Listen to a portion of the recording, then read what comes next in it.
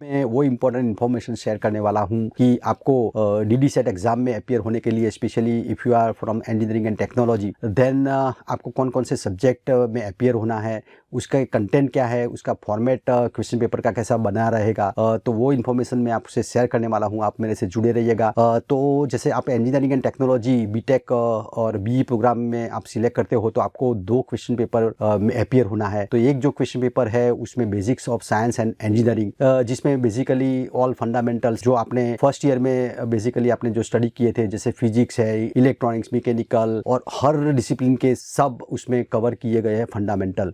तो वो फंडामेंटल के बेस पे ये क्वेश्चन पेपर बना रहेगा। उसके टोटल 50 क्वेश्चंस होंगे 100 मार्क्स के। तो एक जैसे क्वेश्चन है तो वो 2 मार्क्स का बना रहेगा। दूसरा जो पेपर है क्वेश्चन पेपर, वो एप्टीट्यूड टेस्ट है, जिसमें मैथमेटिक्स और soft skills based on the English and aptitude वो उसमें कवर किया गया है। उसका भी 50 क्वेश्चंस रहेंगे 100 मार्क्स के, और टोटल 2 क्वेश्चन पेपर मिला के 2.5 घंटे का पेपर बना रहेगा। जैसे कि जो basics of science and engineering में आप जाते हो तो उनके कंटेंट क्या है, तो एक तो जो पहला कंटेंट है, पहला यूनिट रहेगा वो यूनिट एंड मेजरमेंट। तो जैसे कि बेसिकली फिजिक्स के बेस पे वो कंटेंट रहेगा, उसका 12% वेटेज रहेगा। दूसरा जो कंटेंट रहेगा उसमें क्लासिकल मैकेनिक्स के बेस पे रहेगा, तो उसमें मोशन और उसके बेस पे जो भी आपने जो फंडामेंटल स्टडी किए हैं तो उसी के बेस पे ये 12% वेटेज उसका बना रहेगा। तीसरा जो है तो वो इलेक्ट्रिकल कंपोनेंट के बेस पे जो भी फंडामेंटल आपने जो स्टडी किए थे उसी का वेटेज रहेगा, वो 12% वेटेज रहेगा। हीट एंड थर्मोमेट्री जो आपने मैकेनिकल में जो स्टडी किए थे, जैसे सेल्सियस टेम्परेचर के यूनिट जो है फ़ारेनहीट, तो उसका जो कन्वर्जन वगैरह और उसी के बेस पे आपको क्वेश्चन बना रहेगा। वो सब मल्टीपल चॉइस क्वेश्चन ही रहेंगे। दूसरा जैसे कि आपने इलेक्ट्रॉनिक्स के बेस पे, जैसे wave motions and optics and acoustics के बेस पे आपने जो भी स्टडी किए थे वो उसका बना रहेगा वेटेज 12। आपने केमिस्ट्री भी फर्स्ट ईयर में जो स्टडी किया था और हायर सेमेस्टर में भी कई ब्रांच में होगा, तो वो जो केमिकल बेस पे आपको 6% वेटेज रहेगा। दूसरा भी 8% वेटेज रहेगा जो एसिड बेस और सॉल्ट का जो आपने स्टडी किया था उसी के बेस पे। मैकेनिकल में जैसे कि मेटल और नॉन मेटल जो प्रॉपर्टीज़ आपने जो स्टडी किए थे तो उसके भी 6% वेटेज रहेगा। हर ब्रांच में कंप्यूटर प्रैक्टिस जो आती है उसमें बेसिक्स जैसे कि MS वर्ड, MS एक्सेल और पावर पॉइंट जो आपने स्टडी किया था उसी के बेस पे भी आपको उसका 10% वेटेज बना रहेगा। एनवायरमेंटल साइंस जो कॉमन सब्जेक्ट है, सब हर ब्रांच में उसमें आता है, तो उसी के बेस पे जो क्लाइमेट चेंज और पॉल्यूशन के हिसाब से आपने जो भी स्टडी किया था वो उसका 10% वेटेज बना रहेगा।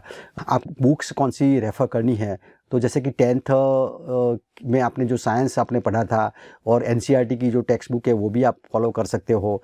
अदरवाइज़ आपने जो डिप्लोमा स्टडी के दरमियान आपने जो भी वो सब्जेक्ट आते थे वो स्टडी किए थे तो वो भी आप यूज़ कर सकते हो। और AICTE का मॉडल कैरिकुलम है डिप्लोमा कोर्सेज़ के लिए, specially for the engineering and technology, वो भी आप रेफ़र कर सकते हो। आपका दूसरा जो क्वेश्चन पेपर है वो एप्टीट्यूड टेस्ट रहेगा, तो जिसमें मैंने बताया कि स्पेशली आपने जो फंडामेंटल ऑफ मैथमेटिक्स जो भी आपने स्टडी किए थे डिप्लोमा टाइम पे, तो वही आपको वो कवर किया गया है। इसमें बेसिकली मैं आपको बताना चाहता हूँ कि कंटेंट कौन से रहेंगे।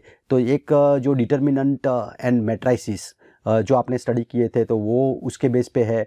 ट्रिगोनोमेट्री आपने स्टडी किया था, वेक्टर स्टडी किया था, coordinate geometry and function and limit, वो कंटेंट्स मैथमेटिक्स में कवर किए गए हैं। इसके अलावा differentiation and its applications, integration, logarithm, statistics up to this mean, median and mode of the ungroup data, वो स्टैटिस्टिक्स का जो सिलेबस मैथमेटिक्स पोर्शन में कवर किया गया है। उसके बाद जैसे कि एप्टीट्यूड में हम जाते हैं, जैसे कि कोई आपको एक अनसीन कि जिसने आप कोई पैराग्राफ आप जानते ही नहीं है वो पैराग्राफ दिया गया होगा, उसी के बेस पे आपको पैराग्राफ रीड करना है और उसी के बेस पे आपको मल्टीपल चॉइस क्वेश्चन का आंसर देना है, तो वो एक ऐसा रहेगा। दूसरा जैसे कि है कि आपका कम्युनिकेशन, जो प्रोसेस ऑफ कम्युनिकेशन है, वर्बल नॉन वर्बल कम्युनिकेशन, तो उसी के बेस पे आपके क्वेश्चन रहेंगे। आप जैसे लेटर राइटिंग करते हो, ईमेल राइटिंग करते हो, बिजनेस लेटर राइट करते हो, तो उसी के बेस पे भी आपको मल्टीपल चॉइस क्वेश्चन पूछे जाएंगे। आप जैसे ग्रामर का यूज़ करते हो, नाउन है, प्रीपोजिशन है और एडवर्ब, वर्ब जो भी आप यूज़ करते हो, तो उसी के बेस पे भी आपको काफ़ी क्वेश्चंस पूछे जाएंगे। लास्ट में जैसे कोई इनकरेक्ट स्टेटमेंट आपको दिया गया है तो उसमें आपको करेक्ट करना है, और जो भी मल्टीपल चॉइस है तो उसमें से आपको एक करेक्ट आंसर देना है। तो वो ही आपका क्वेश्चन पेपर बना रहेगा।